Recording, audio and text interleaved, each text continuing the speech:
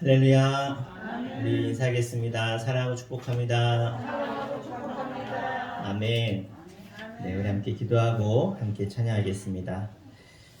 오늘도 우리의 모든 삶 가운데 우리의 아픔과 우리의 염려와 근심과 남몰래 흘리는 눈물까지 다 아시는 주님께서 오늘 우리와 만나 주시며 하나님의 말씀으로 하나님의 그 크신 그 끝없는 사랑으로 우리를 덮으사 이루어하시며 회복케 하시며 새 힘을 얻게 하셔서 능히 일어나 주의 귀한 사명을 따라 살아가는 하나님의 사람들로 변화되어 나아가는 귀한 은혜의 시간으로 우리를 만져 주시옵소서. 오늘도 그 주님을 만나는 사람들마다 세상이 줄 수 없는 참된 기쁨과 평안과 감사가 회복되게 하여 주시고 하나님 저들이 하나님 안에 참 천국을 맛보며 깨달을 수 있도록 하나님 이 시간 역사하여 주시옵소서.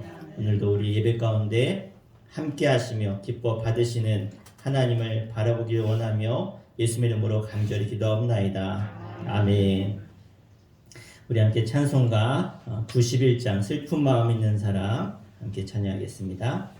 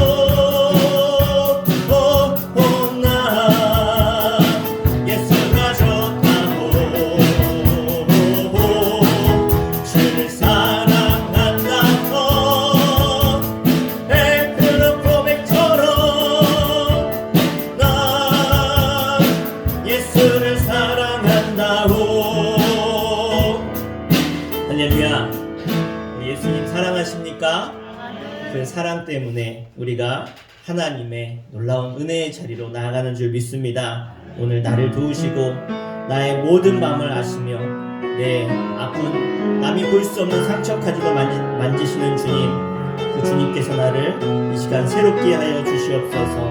찬양합니다. 아바 아버지, 아바 아버지, 아바 아버지, 나를 안으시고 바라보시는 아바 아버지, 아바 아버지, 아바 아버지, 나를 도우시고 힘주시는 아버지, 주는 내 맘을 고치시고, 주는 내 맘을 고치시고,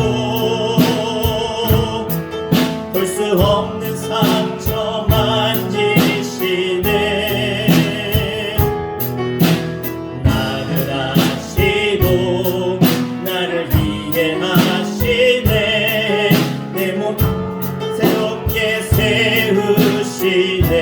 다시 한번 아바 아버지, 아바 아버지, 아바 아버지, 나를 안으시고 바라보시는 아바 아버지, 아바 아버지, 아바 아버지, 나를 도우시고 힘주시는 아버지, 주는 내 맘을 고치시고, 볼 수 없는 상처 만지시네. 나를 아시고 나를 이해하시네. 내 영혼 새롭게 세우신 아바 아버지, 아바 아버지, 아바 아버지, 나를 안으시고 바라보시는 아바 아버지, 아바 아버지, 아바 아버지, 나를 도우시고 힘주시는 아버지, 주는 내 맘을 고치십니다. 주는 내 맘을 고치시고, 볼 수 없는 상처 만지시네. 나를 아시고 나를 이해하시네. 내 영혼 새롭게 세우, 주는 내 맘을 고치시고, 주는 내 맘을 고치시고, 볼 수 없는 상처 만지시네. 나를 아시고 나를 이해하시네.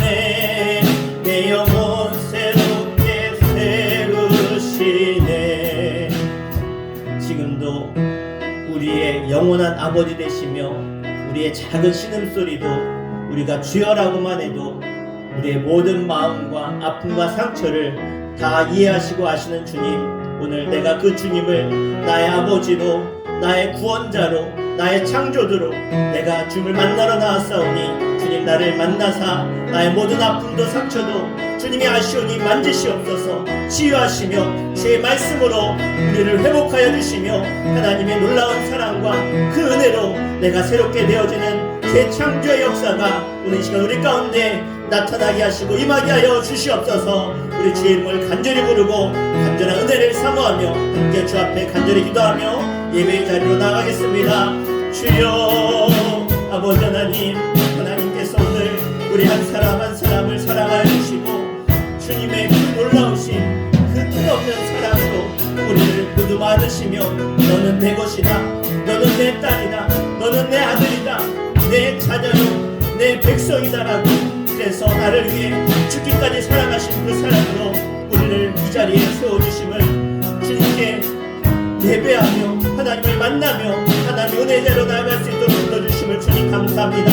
아무나 올 수 없는, 아무나 주님께 나아갈 수 없는 하나님, 그럼에도 우리를 부르셔서 하나님의 구원받은 자녀 삼으신 그네를 기억하며 오늘도 이 자리에 나와 예배하오니 하나님의 놀라운 사랑과 은혜와 감동을 깨닫게 하시고 그 주님 앞에 내 마음을 담아 내 뜻을 담아 나를 사랑하신 주님께 나도 주님을 사랑합니다, 나도 주님을 사랑합니다 고백하는 우리의 고백을 받으시며 우리 가운데 영원한 한량없는 그 주님의 사랑과 치유하심과 만지심과 위로하심이 오늘도 상처받고 나온 모든 이들 가운데 임하게 하여 주시고 깨닫게 하시며 치유되게 하시며 주님 때문에 참된 만족과 기쁨 가운데를 누리며 나아갈 수 있도록 인도하여 주시옵소서.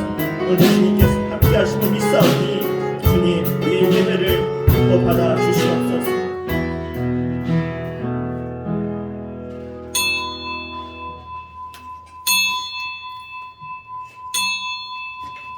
시간 다 함께 주악에 맞춰 묵도하심으로 부활절 제4번째 주일 하나님께 찬송과 존귀와 영광을 올려드리겠습니다.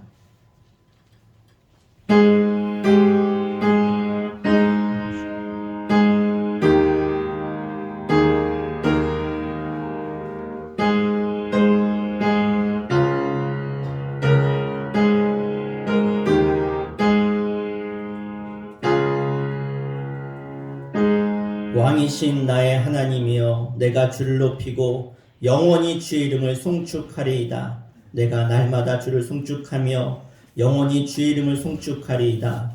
여호와여, 주께서 지으신 모든 것들이 주께 감사하며 주의 성도들이 주를 송축하리이다. 아멘. 달의 자리에 일어나셔서 다 함께 지존하신 주님의 이름을 송축하며 찬양하겠습니다.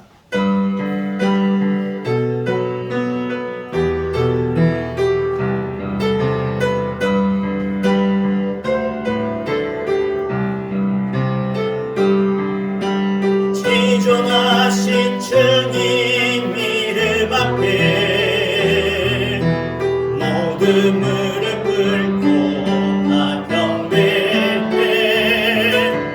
거룩하신 주님 보좌 앞에 엎드려 절하세. 예수는 그리스도,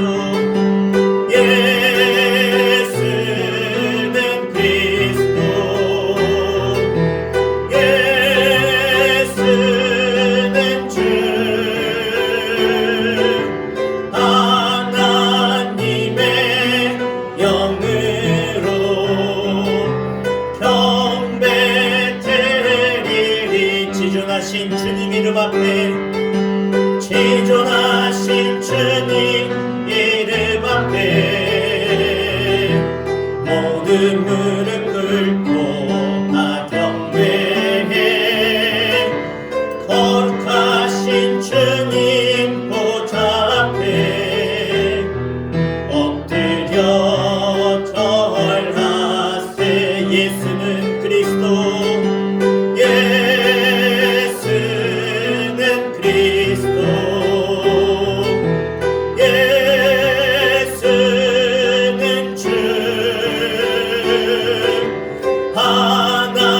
하나님의 영으로 경배드리리.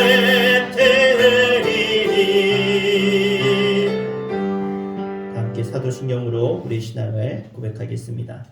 전능하사 천지를 만드신 하나님 아버지를 내가 믿사오며 그 외아들 우리 주 예수 그리스도를 믿사오니 이는 성령으로 잉태하사 동정녀 마리아에게 나시고 본디오 빌라도에게 고난을 받으사 십자가에 못 박혀 죽으시고 장사한 지 사흘 만에 죽은 자 가운데서 다시 살아나시며 하늘에 오르사 전능하신 하나님 우편에 앉아 계시다가 저리로서 산 자와 죽은 자를 심판하러 오시리라. 성령을 믿사오며 거룩한 공예와 성도가 서로 교통하는 것과 죄를 사하여 주시는 것과 몸이 다시 사는 것과 영원히 사는 것을 믿사옵나이다. 아멘.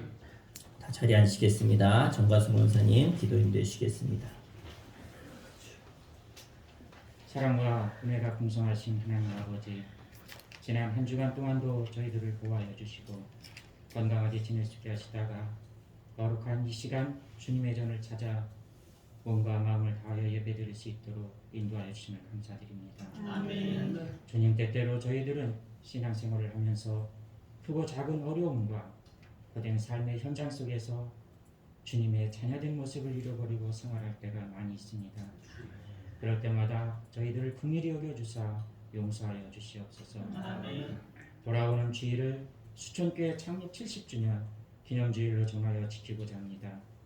주님의 뜻이 있어 이 마을에 교회가 세워지고 많은 목자와 성도들의 헌신과 봉사 그리고 주님의 은혜와 역사하심으로 지금까지 수천교회가 든든히 지켜온 줄 아오니 주님이 오시는 그날까지 끝까지 사명을 감당할 수 있는 교회가 되게 하여 주시옵소서. 아멘. 너희는 가서 모든 민족을 제자로 삼아 아버지와 아들과 성령의 이름으로 세례를 베풀고 내가 너희에게 분부한 모든 것을 가르쳐 지키게 하라고 말씀하신 주님, 전국의 경계를 확장하는 데에 열심을 다할 수 있도록 저희들에게 건강한 육체와 담대한 믿음을 주시옵소서. 아멘. 모든 백성에게 천국 복음을 전파하고 주님의 사랑을 전할 수 있게 하시며 세상 끝날까지 주님의 영광을 나타내며 살아갈 수 있도록 저희들을 인도하여 주시옵소서. 아멘. 금년도에 주님의 몸된 교회를 새롭게 단장하고자 기도하며 준비하고 있습니다. 하나님을 경외하는 사업자를 만나게 하시며 아멘. 아름답고 쾌적한 예배 처소를 만들고자 하오니 모든 일이 순조롭게 진행될 수 있도록 도와주시옵소서. 아멘. 복음 사업을 감당함에 있어 물질로 인하여 어려움을 당하지 않도록 교회를 평안하게 하시며 아멘. 성도들의 가정과 사업장에 충만한 복을 주시옵소서. 아멘. 하나님의 교회를 위하여 보이지 않게 수고하는 손길들이 있습니다.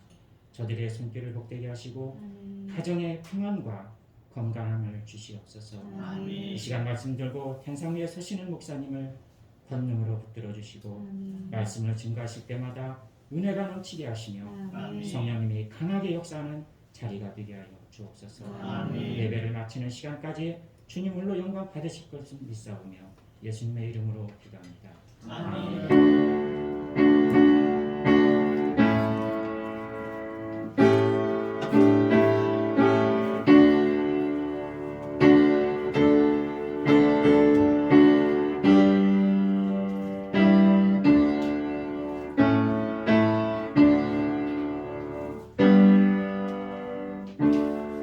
아멘. 우리 하나님 말씀 보시겠습니다. 하나님 말씀은 사무엘하 15장 23절 한 절 말씀 보겠습니다. 구약성경 488페이지 사무엘하 15장 23절 한 절 말씀입니다. 우리 다 찾으셨으면 우리 사무엘하 15장 23절 우리 다 함께 한 목소리로 합독해서 함께 읽겠습니다. 온 땅 사람이 큰 소리로 울며 모든 백성이 앞서 건너가매 왕도 기드론 시내를 건너간 모든 백성이 광야 길로 향하니라. 아멘. 이 시간은 광야로 돌아간 다윗이라는 제목으로 말씀 선포할 때에 하나님의 그 말씀이 여러분 가운데 깨달아지고 아멘으로 화답하는 시간 되기를 부탁드립니다. 여러분 기네스북이라고 아시죠? 세계에서 어떤 최고의 기록을 기록한 것을 모은 책이 기네스북입니다. 그런데 세계적인 많은 일들이 있지만 그 중에 세일즈맨 가운데서 자동차를 제일 많이 판 사람, 그 사람이 있는데 조 지라드라고 하는 사람입니다. 조 지라드. 이분이 하루에 차를 몇 대 파냐? 6대를 판다고 합니다. 6대. 한 달에 6대 팔아도 엄청 잘 파는 거예요. 예. 그런데 이분이 하루에 6대 팔았고 지난 12년 동안 차를 팔았는데 무려 13,001대를 팔아서 세계 기네스북에 올라간 세계적인 자동차 세일즈맨입니다. 지라드라고 하는 사람의 이야기를 우리가 이렇게 생각해 보면 언뜻 드는 생각이, 이 사람은 참 태어나면서부터 어떤 뭐 재능도 많고 말도 잘하고 어떻게 사람 마음을 확 이렇게 휘어잡아서 이렇게 차를 잘 팔지 않았나? 그냥 얼핏 생각하면 이런 생각이 드는데 이 지라드라고 하는 분이요. 이제는 8살 때부터 그러니까 초등학교 1학년 때부터 그가 일하기 시작한 거예요. 집이 가난하니까 8살 때부터 35살 때까지 열심히 이 일 저 일 했는데 그가 공식적으로 한 일만 41가지의 일을 했습니다. 41가지. 그러니까 35살이 될 때까지 41가지 일을 하다가 35살이 딱 되었을 때 이분이 자동차 세일즈를 하게 됐는데 그래 이 세일즈가 내 평생 해야 될 일이구나 그가 이렇게 깨닫게 됐다는 거예요. 그러면 그동안 35살이 될 때까지 41가지 일을 하면서 그럼 이 지라드라고 하는 이분은 실패한 인생이 아닌가. 그런데 이 부분에 대해서 이분이 뭐라고 이야기하냐면 내가 41가지의 직업을 가지고 35살이 될 때까지 끊임없이 내가 실패를 했지만 나는 이것을 실패라고 생각하지 않습니다. 내가 한 가지 일을 하고 다음 일을 할 때, 저 일은 나랑 맞지 않는구나. 또 다음 일 할 때 또 다른 일 하게 되면, 저것도 나한테 맞지 않는구나. 그래서 나에게 맞지 않는 41가지의 일을 털어버렸다라고 그는 생각했다는 거예요. 그러니까, 그래. 나에게 맞지 않는 일을 내가 한 가지씩 지어갔던 과정이구나. 라고 그의 인생을 그는 평가더라는 겁니다. 여러분, 고난의 시간은 누구에게나 다 고통스러운 시간입니다. 하지만 잘 생각해보면 그 고난이 때때로 우리에게 나에게 맞지 않는 것을 내가 털어버리고 그리고 나에게 정말 중요한 본질적인 것을 찾아가는 그러한 은혜가 고난 가운데 있다는 것을 깨닫기를 주 이름으로 축원합니다. 저는 하나님이 왜 우리들에게 고난과 고통을 주실까? 가장 하나님이 우리에게 원하시는 것은 나에게 주신 이 고난과 이런 고통을 통해서 우리가 찾아야 될 본질을 찾기 원하신다라고 저는 생각합니다. 하나님의 뜻이 거기 있다고 저는 분명히 믿습니다. 정말 너무 소중한 건데 고난 없으면 찾을 수 없는 그 본질을 하나님은 우리가 찾기 원하시기 때문에 때로는 정말 그 중요한 본질을 깨닫게 하시려고 우리에게 고난도 고통도 주시는 것을 저는 믿고 그렇게 생각을 합니다. 오늘 다윗은 정말 어처구니 없는 정말 말하기 부끄러운 고난을 이 다윗이 당하게 되어지는데 바로 그의 자식이 쿠데타를 일으켜서 그 아버지의 왕의 자리를 빼앗고 지금 다윗은 그 아들이 칼 들고 죽이려고 쫓아오니까 도망가고 있는 그래서 여러분 지난 시간에 설교해드려서 잘 알지요. 왜 이런 일이 벌어졌는가? 첫째 아들은 암논이었고 또 그의 여동생 다말이 있었는데 이 암논이 다말을 욕보였고 또 그것에 대해서 다말의 친오빠였던 압살롬이 이 암논을 살해하고 그래서 그러한 모든 과정 가운데 다윗이 적극적으로 그들을 훈계하거나 또 그들을 책망하지 않고 그들을 그냥 두었을 때 결국은 그 일의 결과로 자녀들을 하나씩 떠나보내고 잃어버리게 되었고 이제 한나라의 왕의 자리에서 세계를 제패하고 많은 업적을 쌓았던 이 다윗이 바로 그 아들 정말 가정 하나를 제대로 그가 다루지 못하고 또 치리하지 못하고 그래서 그 모든 것을 다 빼앗기게 되어지는 그러한 고난을 그가 가져오게 되어집니다. 사랑할 때와 징계할 때를 적절히 해야 될 아버지로서의 역할을 그가 감당하지 못해서 결국 그동안 그가 쌓아왔던 그 모든 것을 그의 아들 압살롬이 쿠데타를 일으키면서 다 잃게 되었고 그 아들을 피해서 쫓겨나서 지금 능력 없는 아버지다 그렇게 다윗을 몰아세우면서 아버지를 쫓아내게 된 것입니다. 여러분 생각해 보십시오. 아들이 아버지를 죽이겠다고 칼 들고 달려드는 것 그것은 어떤 막장 드라마에서도 볼 수 없는 정말 너무나 처절하고 슬픈 이야기. 다윗이 이런 이야기를 누구한테 하소연하고 누구한테 이야기를 하겠습니까?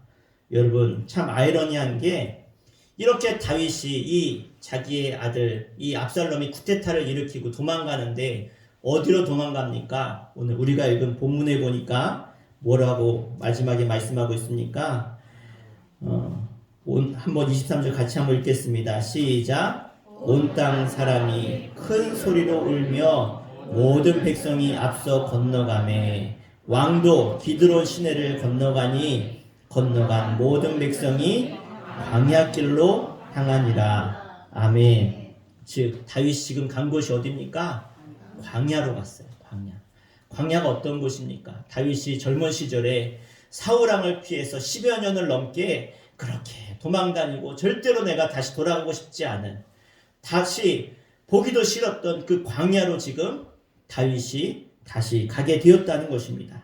정말 두 번 다시 생각하고 싶지 않은 광야, 그 광야에 다시 오지 않을 것 같았던 그 광야로 다윗이 지금 돌아가게 되었다는 것이죠. 왜 다윗에게 정말 이런 고난이 찾아온 것입니까? 분명히 이것은 고난인데, 큰 아픔인데, 이 고난과 이 아픔을 통해서 하나님은 다윗에게 원하시는 것이 있었다는 것입니다. 또 그 가운데 베푸시는 하나님의 은혜가 있었다는 것을 우리가 볼 수 있어야 됩니다. 이 은혜 때문에 다윗은 너무나 소중한 것을 되찾게 되어집니다. 다시 광야로 돌아가서 곤란한 상황에 처하긴 했지만 그것 때문에 다윗은 하나님께 받은 은혜, 깨달은 은혜가 있었다는 거예요. 그러면 첫 번째 다윗이 받은 은혜가 어떤 것이냐? 따라해 볼까요? 진실한 사람을 확인하게 됐습니다. 여러분 어떠세요? 여러분 주변에 여러분의 인맥은 어느 정도이십니까? 어떤 분들은 막 자랑하더라고요. 내가 아는 연예인만 뭐 1000명이 넘는다. 뭐 연락처가 뭐 1000몇 개다. 내가 누구누구랑 친하다. 그 사람 내가 부르면 당장 올 수 있다. 이렇게 자랑하는 사람들이 있죠. 어릴 적 친구 중에 이런 유명한 사람이 내 친구다. 내 이웃과 동료 가운데 나에게 이런 유명한 절친이 있다. 이런 이야기 하시는 분들 참 많이 보게 되어집니다.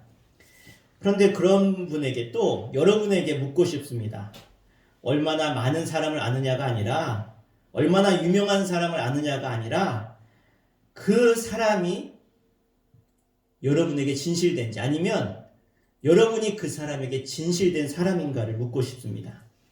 1000명이 중요한 것이 아니라 정말 한 사람의 진실된 사람이 중요한 줄 믿습니다. 나에게 정말 좋은 친구, 정말 절실한 친구가 한 사람이라도 있다면 그 사람은 행복한 사람인 줄 믿습니다. 많은 친구가 있지만 진짜 친구, 많은 동료가 있지만 진짜 동료, 많은 이웃과 내가 아는 사람은 많이 있지만 진짜로 내가 한 사람을 꼽아서 드러낼 수 있는 그 사람이 있느냐는 거예요. 그런데 진짜와 가짜를 언제 구분할 수 있는가? 정말 내 주변에 있는 사람들이 진짜인가 가짜인가를 어떻게 알 수 있는가? 그것은요, 바로 내가 고난을 당해보면 그것을 알 수 있다는 것입니다. 고난당하면 진실한 사랑과 가짜를 구분할 수 있게 되어집니다.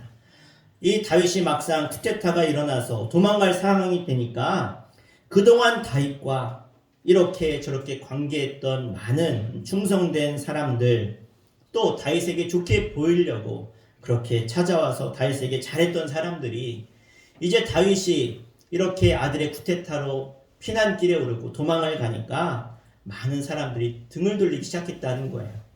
권력의 그 그늘 아래 있을 때는 그렇게 다윗에게 충성 봉사하고 정말로 목숨까지 바칠 것처럼 하더니, 그런데 이렇게 권력의 힘이 사라진 다윗을 보니까 싹 등을 돌리고 떠나는 것을 그가 보게 되었던 것입니다. 새로운 힘, 새로운 권력, 압살롬에게 사람들이 얼른 돌아서는 것을 그가 보게 되었고, 이도 저도 아니라 숨어버리는 사람, 이런 과정을 통해서 저 사람만큼은 내가 믿었는데 어떻게 저럴 수 있을까? 그러면서 정말로 사람의 본심이 어떤지 이 다윗이 이 상황을 통해서 깨닫게 된 것입니다. 그리고 광야로 도망가면서 그가 그때 진실한 사람 하나를 알게 되어지는데, 이때 만난 사람이 누구냐?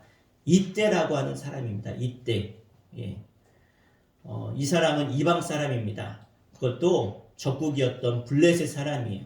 그러니까 다윗이 사울왕을 피해서 이렇게 광야를 이리저리 떠돌아다닐 때 만난 사람이 이때인데, 이때가 다윗을 딱 만나고 나서 보니까 적국의 사람이고 이스라엘 사람이지만 이 블레셋 사람인 이때가 보니까 다윗이 참 대단한 사람이고 또 위대한 사람임을 그가 알게 되고, 이때가 저 블레셋의 가드 사람입니다. 가드가 어느 곳이냐면 여러분 잘 아는 골리앗 장군. 이 골리앗 장군이 가드 사람인데, 이 골리앗, 그 가드라고 하는 이 블레셋 나라의 5족속 중에 가드의 이 골리앗은요, 정말 유망받는 전쟁에 능한 아주 위대한 장수인데, 그 장수를 다윗이 죽였잖아요. 어떻게 보면 자기 민족 가문의 원수인 다윗을 보고 그가 그래 이 사람이다 생각하고 나라를 떠나서 이제는 고향을 떠나서 다윗을 쫓는 사람이 되었고 다윗과 함께하는 이방 사람이 된 것입니다.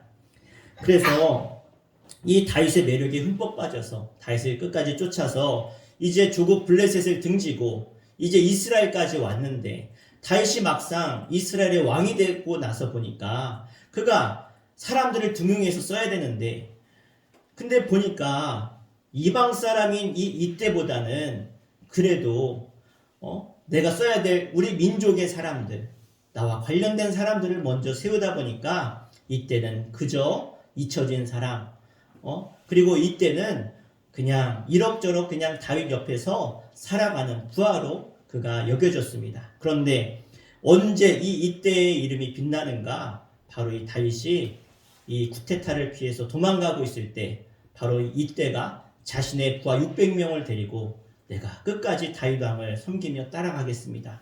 그러면서 그 다윗을 끝까지 따라가는 이때, 그래서 도망의 그 길에 그가 자원해서 다윗을 지키며 피난길에 가게 되어진 것입니다. 사실 다윗은 이때에게 너무나 미안한 것입니다.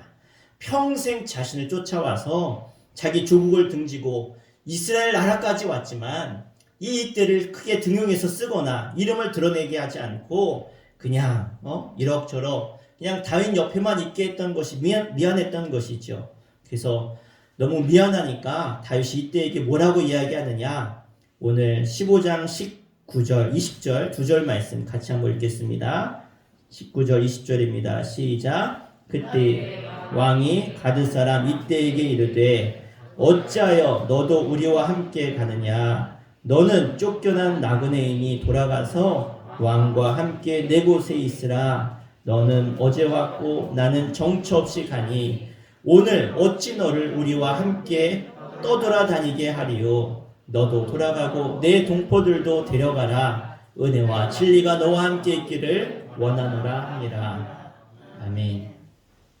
너는 조국에서 버림받고 나 때문에 여기까지 왔어도 내가 별로 도와준 것이 없는데 어째서 새로운 왕을 섬기지 않고 나를 따라왔느냐? 사서 고생하지 말고 미안하니까 내가 너 볼 명목이 없으니까 너를 위해서 이제 살아가라. 다윗이 이때에게 이렇게 이야기하는 것이죠. 이때가 뭐라고 합니까?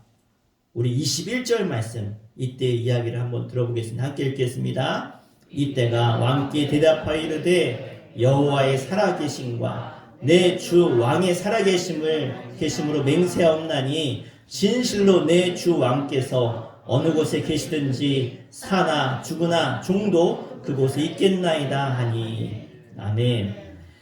그러니까 이때가 내가 당신을 따라가는 그 이유는 내가 한번 섬기기로 한 왕을 따라가는, 그래서 세상의 논리, 정치, 경제적인 논리 이걸 따라가는 것이 아니라 내가 왕을 따라가는 이유는 바로 내 믿음입니다 라고 그가 고백하고 있는 것이죠. 이때가 위기의 고난의 때에 그 진심을 보여주는 근거가 있는데 그게 뭡니까? 왜 다윗을 선택하느냐? 내 믿음에 기초한 선택이었다는 것입니다. 내 감정적인 선택이 아니고 내 믿음에 근거한 선택이기 때문에 지금은 다윗이 불리한 상황이고 어려운 줄 알지만 내가 믿음을 가진 사람으로서 이 진리를 내가 벗어날 수 없다는 이때의 고백인 것이죠. 이 사람이 원래는 하나님을 모르는 사람이었습니다. 블레셋 사람이었죠. 예? 그런데 다윗 때문에 이때는 하나님을 믿게 된 것입니다. 그리고 눈에 보이는 충성을 맹세하는 사람이 전부인 줄 알았을 거예요.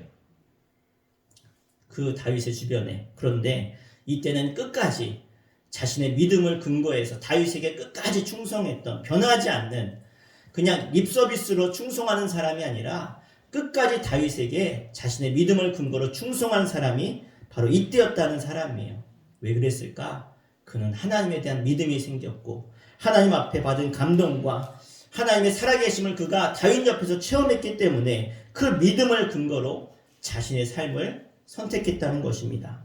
진정성 있는 다윗에게 그는 다가갔다는 것이죠. 여러분, 만약 다윗에게 이런 고난이 없었다면 이때라고 하는 사람, 아마 그는 평생 다윗 앞에서 립서비스하고 정말 다윗에게 겉으로만, 속은 아닌데 겉으로만 잘난 척하고 또 충성하려고 했던 사람들, 그러니까 평생 가짜에 속아서 살았을 다윗인데 이 사건을 통해서 다윗은 진정성 있는 사람, 이때라고 하는 이런 사람들을 그가 구분하고 깨닫게 된 것입니다. 압살롬의 반역 때문에 사실은 많은 사람을 잃었지요. 자기 주변에 친구와 의지했던 사람들을 다 거의 잃었습니다. 그런데 진짜 사람을 다윗은 얻게 된 것이죠. 가장 힘들 때 평생 바꿀 수 없는 진짜 좋은 사람을 그가 얻게 된 것입니다. 여러분, 이게 하나님의 은혜인 줄 믿습니다. 여러분이 정말 어렵고 힘들 때, 여러분이 가장 인생의 절망으로 힘들어하는 그 순간을 맞이했을 때, 그때 여러분의 위로가 되어주는 그 사람이 진짜라는 것을 기억하시기를 바랍니다. 신앙은 내가 가장 큰 고난을 만나볼 때 예수님이 나의 진정한 친구가 되는 것을 고백하게 되어지는 것입니다. 여러분, 좋을 때는요, 예수님이 그냥 예수님이에요. 여러분, 아무 문제 없을 때 예수님은 그냥 일상적인 예수님이에요. 그런데 내가 정말 고난을 받고 내 주변에 사람들이 다 떠나가고 내 가족들도 내 지인들도 나를 다 외면하고 떠나갈 때, 그 깊은 밤 나 홀로 눈물을 흘리며 마음 아파할 때, 정말로 그 처절한 밤이 힘들어서 빨리 날이 밝기를 원하는 그러한 마음이 있을 때, 여러분, 위로해줄 수 있는 그분이 바로 예수님이라는, 우리의 진정한 친구 되신 분이 예수님이다라고 고백하는 사람들을 저는 너무나 많이 보았습니다. 그래서 고난 때문에 예수님을 발견하게 되고, 고난 때문에 예수님 만나게 되어지고, 하나님을 나의 아버지라고 고백하는 수많은 사람들처럼 여러분도 이러한 은혜가 있기를 주 이름으로 부탁드립니다. 고난 속에서 진짜를 볼 수 있는 눈, 그 한 사람을 찾게 되기를 주 이름으로 간절히 축원합니다. 그래서 다윗이 이때 크게 성숙해지는 것입니다. 여러분, 아실지 모르겠지만 이 모파상이라고 하는 유명한 소설가가 있는데, 이분의 유명한 소설 중에 목걸이라고 하는 소설이 있습니다. 가난하지만 아름다운 마틸다라고 하는 여인이 남편과 열심히 일하며 또 열심히 가정을 꾸리며 살아가고 있는데, 어느 날 너무나 좋은, 너무나 가고 싶었던 그러한 파티 자리에 초청을 받게 되어집니다. 그래서 남편과 가려고 하는데, 가난하다 보니까 그 파티에서 입을 만한, 웬만하면 파티에 갈 일이 별로 없으니까, 그래서 입을 만한 옷이 없어서 남편에게 쫄르고 쫄라가지고 파티에 나갈 만한 그래도 어느 정도 괜찮은 옷을 그것도 500프랑을 주고 사가지고 이제 파티장에 가려고 하는데, 옷은 샀는데 보통 파티에 가면 여성들은 예쁜 그런 장신구를 하고 가잖아요. 그래서 장신구를 해야 되는데 웬만한 이 옷에 어울리는 장신구가 없는 거예요. 그래서 평소에 친한 친구를 찾아가서, 친구야, 나 이런 좋은 파티에 가게 되는데 나를 위해서 너 좋은 목걸이 있잖아, 그거 좀 잠깐만 좀 빌려줘라. 그래가지고 귀한 목걸이를, 정말 아름다운 목걸이를 하고 그 파티에 가서 정말 남편과 너무나 아름다운 행복한 시간을 보내고 왔어요. 그런데 집에 왔는데 이 마틸디가 막 비명을 지릅니다. 왜 그런가? 와서 봤더니 그 목걸이가 없어진 거예요. 그래가지고 정말 그 귀한 목걸이를 친구한테 잃어버렸다고 말할 수가 없어가지고 가가지고 사채를 얻어가지고 36,000프랑이나 되는 그 목걸이를 사가지고 그 친구에게 돌려줬습니다. 그때부터 이 가정에 어려움이 찾아왔고 고난이 찾아왔어요. 그 사채를 갚기 위해서 10년을 남편은 밤 늦게까지 낮에도 일하고 밤에도 나가서 일하고 아내도 온갖 잡다한 일을 다 하면서 10년 동안 겨우겨우 해서 어느 정도의 빚을 갚게 되어졌습니다. 그런데 그 10년이라고 하는 시간 동안 이 마틸디는 손은 거칠어지고 피부는 다 상하고 정말로 이제는 늙은 아줌마로 그의 외모가 변했고 남편도 여기저기 몸이 아프고 그런 상황이 되었어요. 그런데 이제 어느 정도 빚을 갚고 나서 길을 가다가 그때 목걸이를 빌렸던 친구를 만나게 되어집니다. 이제는 말할 수 있지. 그래서 친구한테 야 친구야 내가 예전에 너한테 목걸이 빌렸다가 그 목걸이 잃어버려가지고 내가 그 목걸이 사고 10년 동안 그거 갚으려고 내가 이렇게 늙고 고생했다. 그랬더니 친구가 기가 막힌 이야기를 하는 거예요. 야 사실 그 목걸이 시장 가서 500프랑이면 살 수 있는 가짜였어. 여러분 이 이야기의 교훈이 무엇입니까? 한번 따라할까요? 허영심 갖는 인간이 되지 말자. 여러분 허영심이 뭡니까? 실제보다 더 크고 아름답고 잘나 보이고 싶은 것. 그래서 얼마나 많은 사람이 실제 자기의 모습보다 더 아름답게 보이려고 잘 보이려고 노력하는지 모릅니다. 못 배웠는데 배운 척하고 없는데 있는 척하고 내 능력은 이거밖에 안 되는데 이런 사람 저런 사람 이름 들먹이면서 내 존재가 이렇게 대단한 사람인 것처럼 이야기하는 것을 좋아하고 그래서 오히려 신분이 낮은 사람들 사회적으로 낮은 사람들은 무시하고 그런 심리가 바로 허영심이다라는 것입니다. 다윗에게 고난을 통해서 나타난 이 두 번째 은혜가 무엇이냐면 지금까지 다윗에게는 꾸며진 신앙이었고 허영심이 가득한 신앙이었다는 것이죠.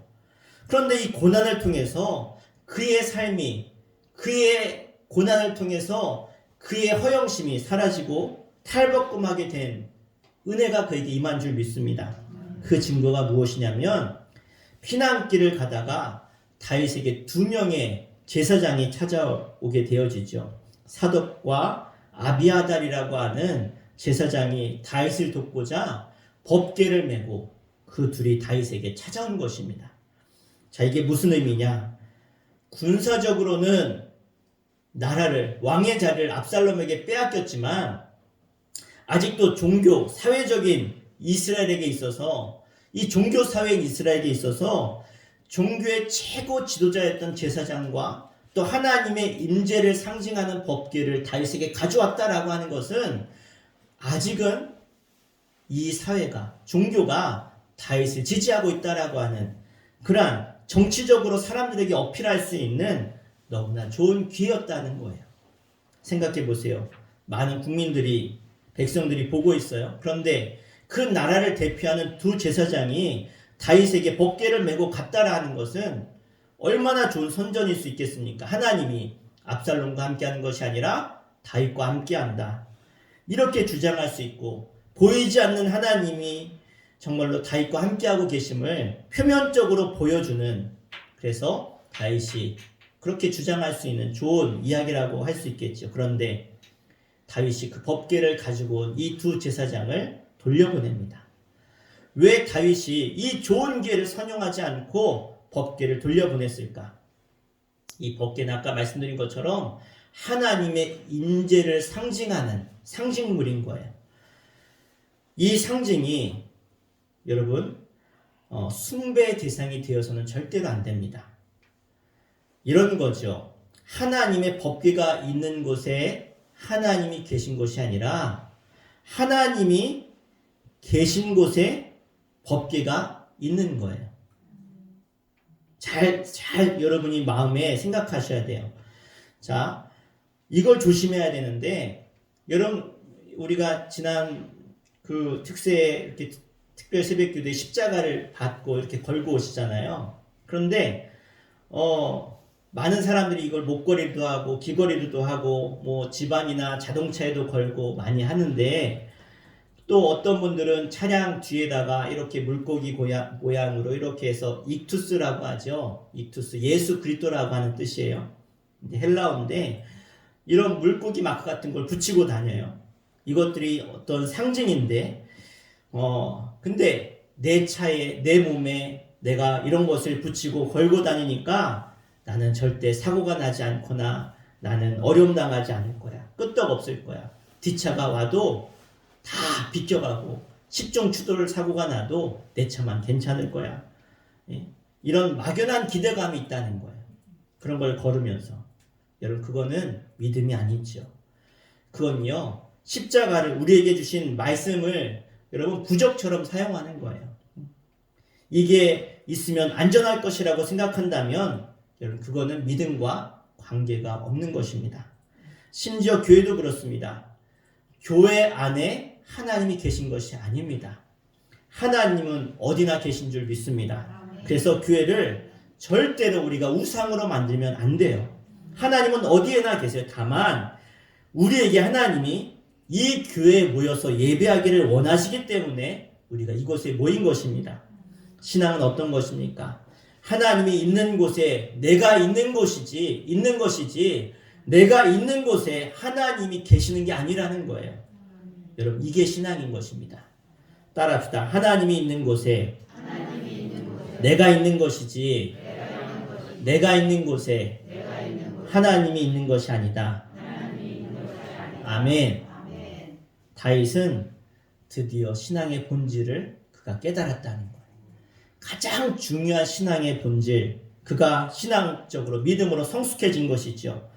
법궤가 있다고 해서 하나님이 내 편이 아니고 법궤가 없다고 해서 하나님이 내 편이 아닌 게 아니라는 거예요.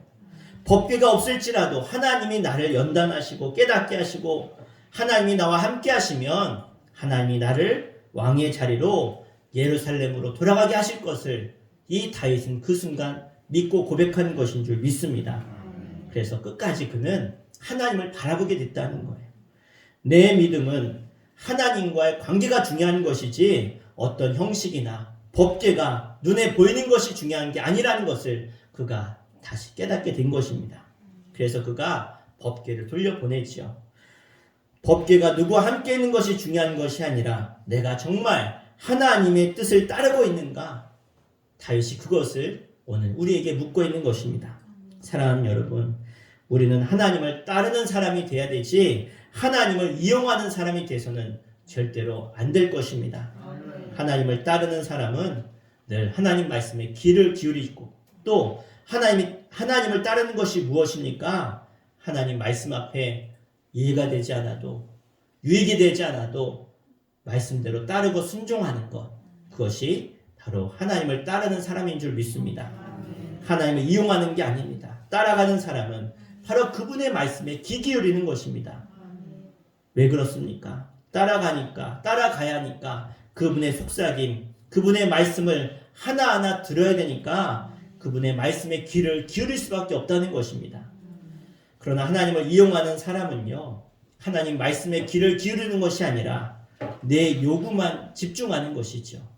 이용해야 되니까 내 소리만 하는 것입니다. 얼마나 우리의 신앙이 하나님을 이용하려고 하는지 모릅니다.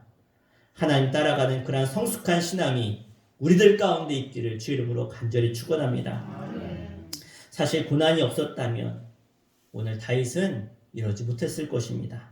왕으로서 보여주는 신앙, 왕으로서 맨 앞에 서가지고 찬양하는 모습, 왕으로서 많은 사람들 앞에 그냥 보여주는 헌금하고 예배하는 모습, 아, 저 왕이 정말 하나님 따르고 있구나, 찬양하는구나, 아마 이 정도로밖에 보여주지 못했을 것입니다. 그런데 이제 다윗은 진심으로 전심으로 하나님을 따르고 하나님을 의지하는 그러한 성숙한 신앙으로 그가 변화된 줄 믿습니다.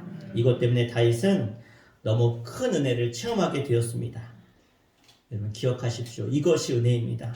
이 광야 같은 고난을 통해서 다윗은 하나님과 멀어졌던 관계가 회복된 것입니다. 여러분 정말 힘들고 어려운 일을 겪고 계신다고 할지라도 그 힘들고 그 어려운 일 때문에 하나님이 우리에게 그 고난을 통해서 더 깊은 은혜를 우리에게 주고 계심을 여러분 믿으시고 그러한 은혜와 복을 받는 여러분 되기를 부탁드립니다. 진짜가 가짜가 누구인지 알 수 있는 그러한 눈이 열리게 하여 주시고 하나님의 그 은혜로 볼 것을 보고 하나님의 은혜의 자리로 광야의 자리로 능히 이기고 나아가 다시 한번 복의 자리로 세워지는 여러분 되시기를 주 이름으로 간절히 축원합니다. 기도하겠습니다.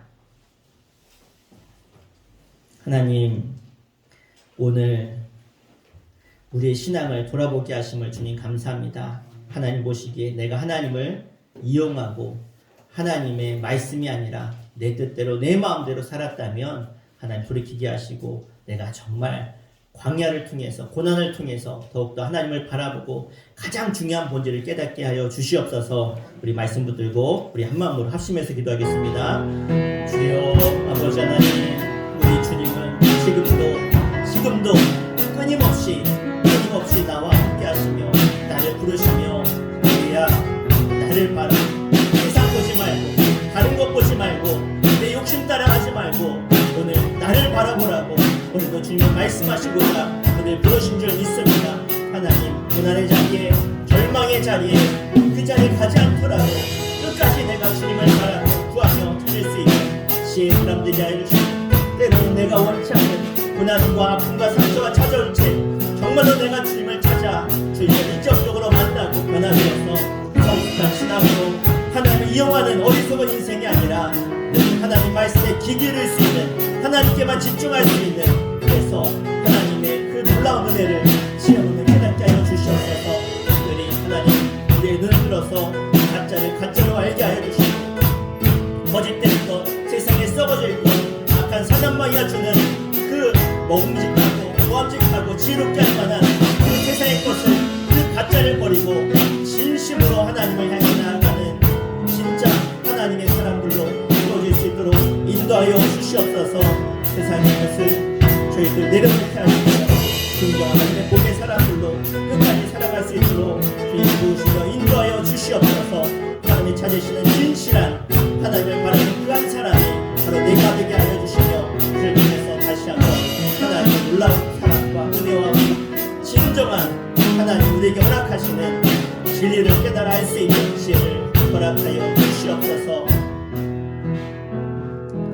하나님 너무나 세상에 보암직하고 먹음직하고 지혜롭게 할 만한 우리를 속일 만한 세상의 것들 세상의 가치관이 얼마나 우리 마음을 후리고 하나님을 보지 못하게 하는지 저희들 너무나 잘 알고 있습니다. 그러나 우리가 절대로 잊지 말아야 될 본질 예수 그리스도 하나님의 그 놀라운 구원의 은혜와 사랑과 은총 그 무엇과도 바꿀 수 없는 예수 그리스도의 그 놀라우신 구원의 은혜를 절대로 잊거나 망각하지 않게 해주시고 내가 도저히 바랄 수도 갚을 수도 없는 은혜 받은 자로서 우리가 늘 하나님께 순종하며 하나님의 그 말씀 그 본질을 향해 그 진리를 향해 나아가는 저희들 되게 하여 주시옵소서. 그래서 가짜를 가짜로 볼 수 있는 영의 눈을 허락하여 주시며 하나님 앞에 내가 늘 진실되게 주님을 구하며 찾으며 하나님 주신 사명을 위해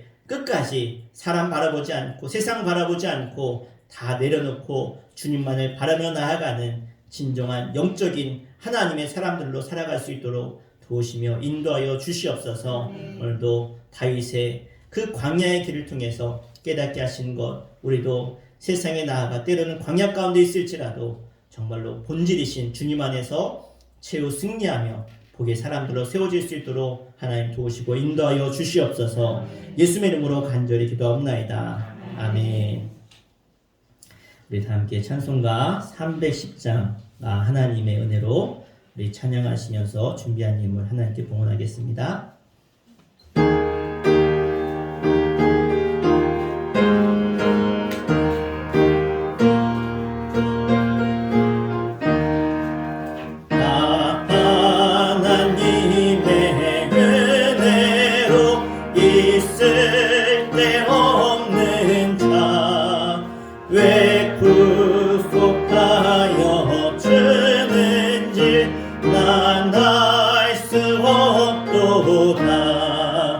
내가 믿고 또 의지함을 내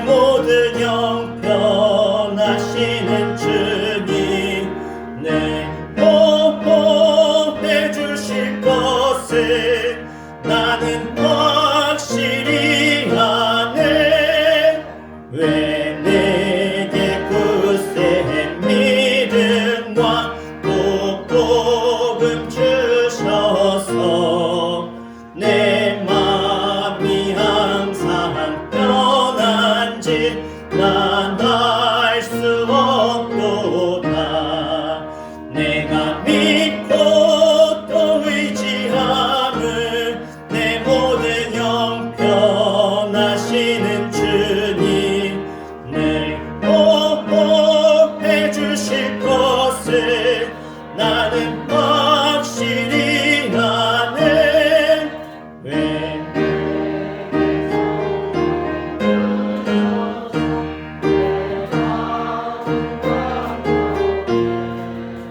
주 예수 믿게 하는지 난 알 수 없도다. 내가 믿고 또 의지함을 내 모든 형편하시는 주님을 보호해 주실 것을 나는 확실히 아네. 주 언제 강림하실지 혹밤에 혹낮에 또 주님 만날 그곳도 난 알 수 없도다. 내가 믿고 또 의지함을 내 모든 형편하시는 주님을 보호해 주실 것을 나는 확실히 아네. 하나님, 하나님의 은혜가 아니고서는 단 한순간도 우리가 살아갈 수 없는 연약한 인생입니다. 하나님의 그 은혜를 우리가 마음에 새기고 기억하며 오늘도 나에게 생명 주시고 건강 주시고 물질 주시고 하나님께 마음껏 드릴 수 있는 찬양하며 예배할 수 있는 그 모든 것을 허락하신 하나님께 모든 영광을 올려드려오니 주님 우리의 예배를 기뻐 받아주시며 이 시간 우리의 마음의 정성과 뜻과 내 생명과도 같은 물질을 구별하여 하나님께 드리는 모든 주의 백성들마다 하나님께서 찾아가셔서 진짜 본질이 무엇인지 하나님의 은혜가 무엇인지 하나님의 사랑이 무엇인지 깨달아 알 수 있도록 도우시며 역사하여 주시옵소서. 오늘도 하나님 앞에 예물을 봉헌하며 올립니다. 하나님 한 사람 한 사람의 이름이 강단에서 선포될 때에 그 이름이 하나님 나라의 생명책에 또 하나님의 복의 창고에 하나하나 차곡차곡 쌓이는 예물 되게 하여 주시옵소서. 정가수 권사님 11조를 드렸습니다. 박창신 권사님, 정경욱 집사님 11조 구별해서 드렸습니다. 하나님 저의 인생 가운데 절대로 물질 때문에 고난받거나 어려움당하지 않게 해주시고 어떠한 시험 환난이 다가올지라도 저들이 믿음으로 끝까지 승리하며 주의 길로 걸어갈 수 있도록 하나님 함께하여 주시옵소서. 감사의 물로 임정규 장로님, 조인행 권사님 범사에 감사해서 드렸습니다. 정가수 권사님 감사의 물, 윤경미 사모, 이규승 어린이, 이규환 어린이, 오준석, 오보경 감사의 물, 이규민 어린이 드렸습니다. 이규영 어린이, 양승더, 김희수 기사님 가정 범사에 감사해서 김영민, 김정은 어린이 주일 간식 헌금으로 하나님께 올렸습니다. 김선희 집사님, 김연순 집사님 감사함을 드렸습니다. 하나님 저들의 감사가 하나님께서 허락하시는 은혜의 통로가 되게 해주시며 모든 막혔던 것들이 저들이 감사의 고백을 드릴 때 다 열려지고 막혔던 것들이 무너지며 뚫려지는 역사가 있게 하여 주시옵소서. 하나님 앞에 1,000번제임을 봉헌합니다. 윤경미 사모, 김찬영, 김주영, 유종 목사 감사함을 유종 목사 드렸습니다. 이기자 성도님, 윤정 집사님, 월상님을 드렸습니다. 하나님 우리의 간절한 기도의 제목이 이 예물에 함께 담겨져 있습니다. 하나님 예물을 흠양하시며 받으시며 역사하셔서 하나님 저들의 기도가 하나님 앞에 응답되어지고 그를 통해서 하나님이 어떻게 내 삶 가운데 함께 하시며 살아계셔서 역사하셨는지 저들이 하나님을 인격적으로 체험하는 기회가 되게 하여 주시옵소서.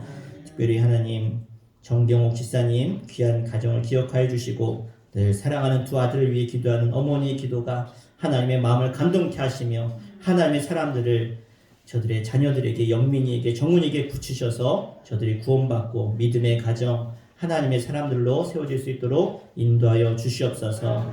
하나님께서 함께 하시며 오늘도 주일을 기억하며 주일 예물을 드린 손길들 기억하여 주시고 하나님 앞에 하나님이 명령하신 한날을 기념하며 지키며 하나님의 구원을 찬양하는 저들 가운데 세상에서 절대로 손가락질 당하거나 어려움 당하지 않게 하시고 날마다 하나님의 살아계심을 나타내는 복의 가정과 가문으로 세워지게 하여 주시옵소서. 또 시간과 물질과 정성을 다해 헌신하고 봉사하는 보이는 곳에서 보이지 않는 곳을 수고하는 모든 봉사자들을 기억하여 주시고 찬양 봉사로 또 하나님 앞에 귀한 꽃을 또 화분을 또 올려드리며 또 하나님 앞에 정말로 사랑하는 마음을 담아서 교사로 또 찬양 봉사로 또 성미로 재정부로 섬기는 모든 이들을 기억하시며 하나님께 찬양으로 영광 돌리는 찬양단도 기억하여 주시고 하나님 한 주간의 삶이 정말로 주님 안에서 행복하며 감사하며 감격함으로 하나님 앞에 헌신하면 헌신할수록 차고 넘치는 은혜를 하나님께서 깨닫게 하시고 체험케 하여 주시옵소서.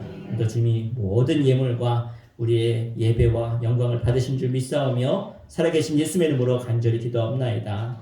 아멘. 할렐루야. 네, 시간 우리 광고하도록 하겠습니다. 우리 서로 고백합시다. 수천교회는 선교하며 일꾼 기르는 교회입니다. 수천교회는 선교하며 일꾼 기르는 교회입니다. 아멘. 자, 우리 코로나19를 위해서 생각나실 때마다 습관적으로 기도하시면 좋겠습니다. 저도 새벽마다 늘 하나님 이 땅의 교회들을 지키시고 또 이 세상에 하나님이 이 땅을 심판하시려고 주신 이 코로나19가 사라지게 해달라고 늘 회개하며 기도하오니 여러분들 함께 기도해 주셨으면 좋겠습니다. 우리 다음 주일은 수천교회 창립 70주년 기념주일 또 어린이 주일 또 꽃주일로 지킵니다. 우리 성도님들 또 먼저 이렇게 예쁜 화분을 또 헌물해 주셔서 감사드리고 또 아직 못한 숙회들도 이번 주 토요일까지 5월 1일까지 헌물해 주시면 감사를 드리겠습니다. 숙회 아니고서도 개인별 또 가정별 사업장별로도 헌물하실 수 있습니다. 이번 주 금요 연합 숙회로 모입니다. 간식 준비는 수천 상숙에서 해주시고 대표기는 최인숙 원사님 준비해 주시면 감사하겠습니다. 오늘 저녁부터 예배 시간이 저녁에 모임 시간 8시로 변경이 되어집니다. 그래서 주일 저녁, 수요일 저녁 또 금요 연합으로 모이면 8시에 모이겠습니다. 이제 해가 길어져서 7시 반도 환합니다. 그래서 우리 8시로 모이기로 했고요. 잊지 마시고 오늘부터 차량은 7시 30분에 하겠습니다. 우리 다음 주일은 어버이 주일로 지킵니다. 저희가 매년 어버이 주일 되면 식사 다음 주가 어린이 주일이 그 그 다음 주요? 네, 죄송합니다. 그 다음 주 어버이 주일로 지키고요.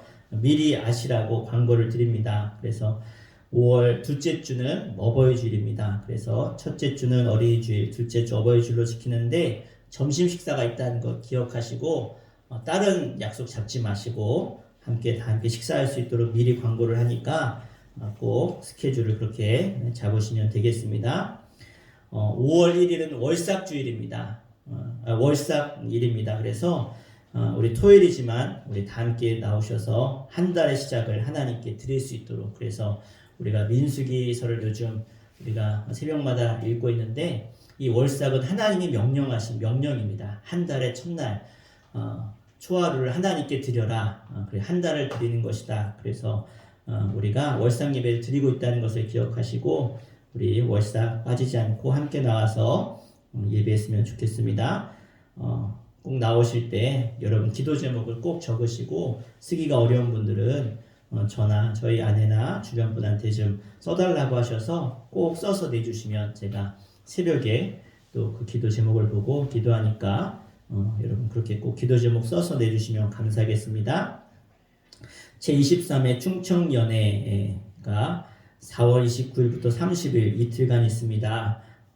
예산 제일교회에서 있고요. 저와 김혜영 원사님이 또 참석하도록 하겠습니다. 교회에서 11시에 출발하도록 하겠습니다. 네, 우리 다른 광고 없으신가요?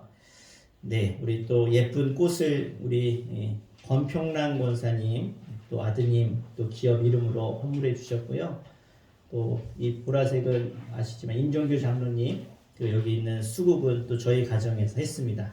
우리 헌물한 가정에서 또 김혜숙 지사님이 또 노란 꽃 헌물하셨고 저 입구에 보시면 우리 이양복 권사님 이양복 권사님이 어떻게든 헌물하고 싶은데 집에 예쁜 또 꽃피는 화분이 있어가지고 목사님 이거라도 드리고 싶어 그래서 들어올 때 보시면 바닥에 분홍색 꽃핀 거 우리 이양복 권사님이 헌물하신 겁니다. 우리 헌물하신 분들 박수 한번 하겠습니다. 네, 감사합니다. 네, 우리 다 자리에 일어나셔서 우리 파송의 찬양하시고 축도로 예배 마치겠습니다.